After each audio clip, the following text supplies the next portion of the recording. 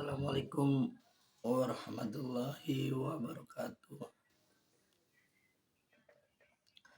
Saya Nugraha Nuriksan dari kelas 12 MIPA 2 ingin menerangkan kasus tentang Ibu Supriyani, yaitu seorang guru honorer yang dilaporkan oleh orang tua dari muridnya sendiri.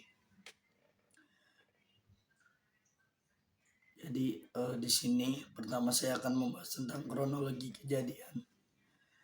Jadi kronologi kejadiannya itu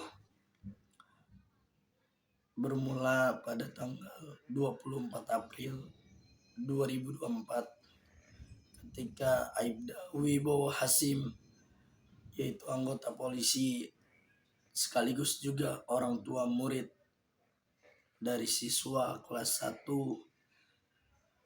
SDN 4 Baito,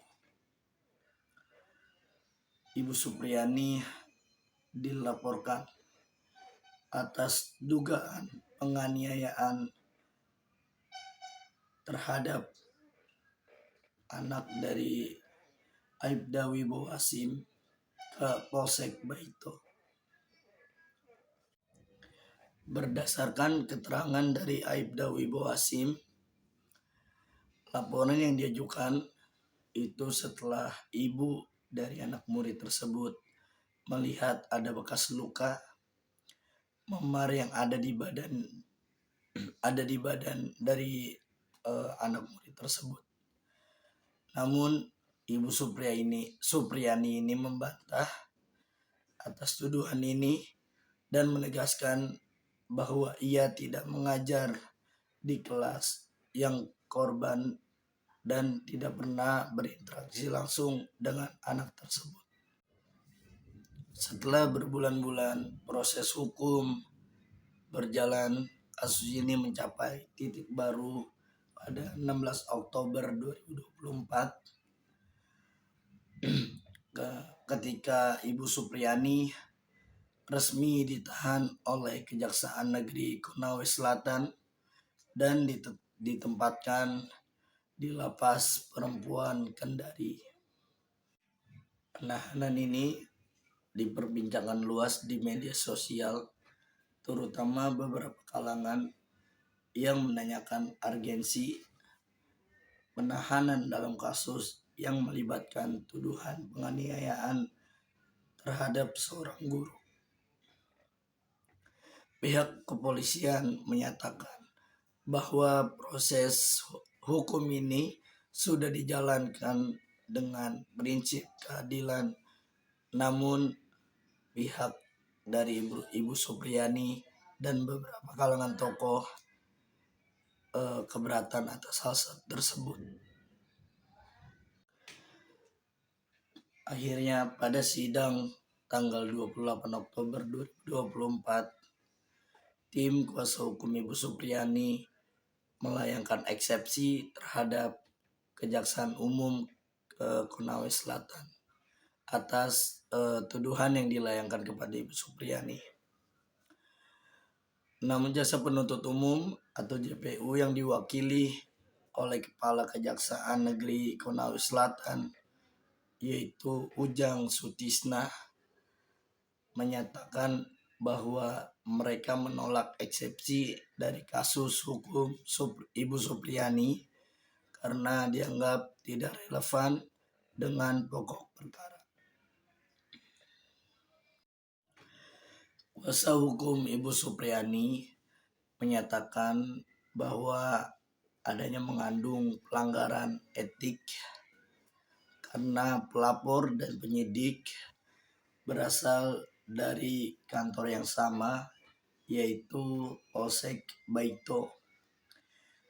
Andre juga menambahkan bahwa ada dugaan permintaan uang damai sebesar 50 juta rupiah dari pihak korban kepada Ibu Supriyani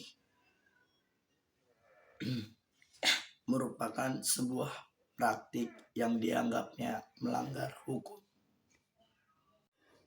Berdasarkan keputusan jaksa bahwa penahanan Ibu Supriyani didasarkan pada pemenuhan berkas perkara yang dinilai lengkap.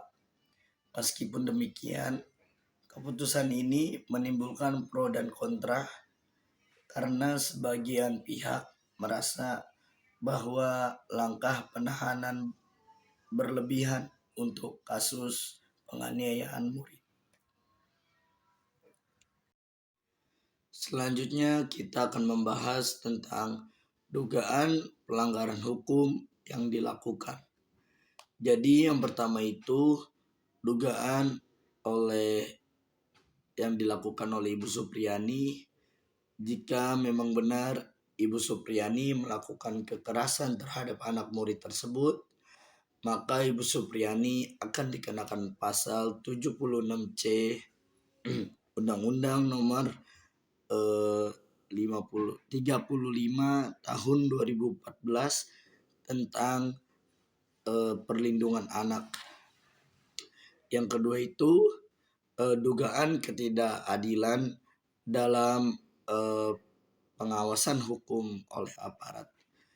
Ada pasal 8 ayat 1 KUHP tentang pradugata bersalah.